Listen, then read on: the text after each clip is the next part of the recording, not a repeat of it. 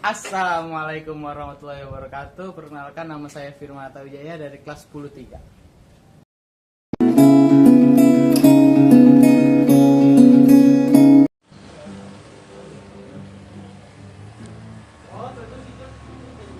Saya di sini akan menjelaskan tentang 10 bentuk akomodasi. Sebelumnya teman-teman harus tahu nih, apa sih itu bentuk akomodasi?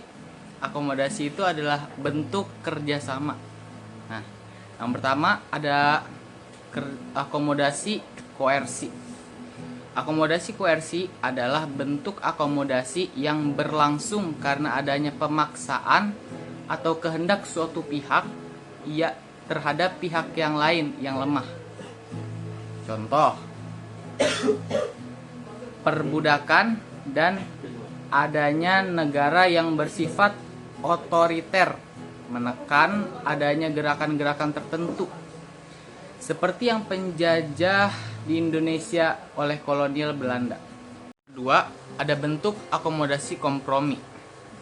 Akomodasi kompromi adalah bentuk akomodasi yang dimana pihak berselisih saling meredakan tuntutan sehingga tercapai suatu penyelesaian dengan sikap saling memahami satu sama lain. Contoh, ketika pemilu terdapat salah satu partai yang mengadakan kompromi politik dengan partai lain agar dapat menjadi pemenang. Tiga, ada bentuk akomodasi arbitration. Bentuk akomodasi ini terjadi ketika terdapat pihak yang berselisih dan tidak dapat mencapai komprominya sendiri, sehingga perlu adanya pihak ketiga yang netral untuk membantu penyelesaiannya. Contoh arbitration adalah upaya penyelesaian konflik dua negara dengan melibatkan PBB sebagai pihak ketiga. Yang keempat, ada akomodasi mediation.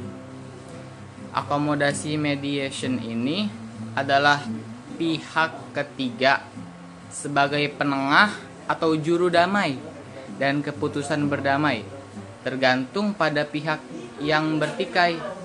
Contoh mediasi adalah upaya Indonesia mendamaikan kelompok yang berselisih di Kamboja, dan Indonesia hanya sebagai mediator. Yang kelima, ada konsilasi. Bentuk akomodasi konsilasi ini adalah upaya mempertemukan pihak yang berselisih untuk mencapai persetujuan bersama.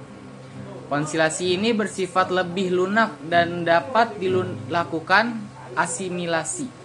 Contoh, konflik Indonesia dan gerakan Aceh Merdeka, di mana tiap pihak mengirimkan wakilnya untuk berunding. Yang keenam, ada toleransi. Toleransi adalah bentuk akomodasi tanpa adanya persetujuan resmi karena tanpa disadari atau rencana untuk menghindarkan diri dari perselisihan. Contoh, ketika setiap masyarakat saling menghormati agama lain yang berbeda dengan tidak merendahkannya. Ketujuh, ada stalemate atau jalan buntu.